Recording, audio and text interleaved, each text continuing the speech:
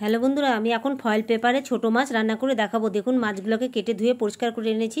মশলার জন্য শুকনো লঙ্কা, কাঁচা লঙ্কা, টমেটো, পেঁয়াজ মিহি পেস্ট করে নেব।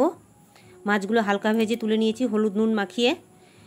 এখন একটি পাত্রে ঝিঙ্গে, কুচনো পেঁয়াজ, হালকা হলুদ গুঁড়ো, স্বাদ মতো নুন, কালো জিরে, ধনে পাতা, পেস্ট করা টমেটো, কাঁচা লঙ্কা, পেঁয়াজ, কাঁচা সরষের তেল, হালকা লাল ঝাল লঙ্কা গুঁড়ো দিয়ে খুব ভালোভাবে মেখে নিলাম।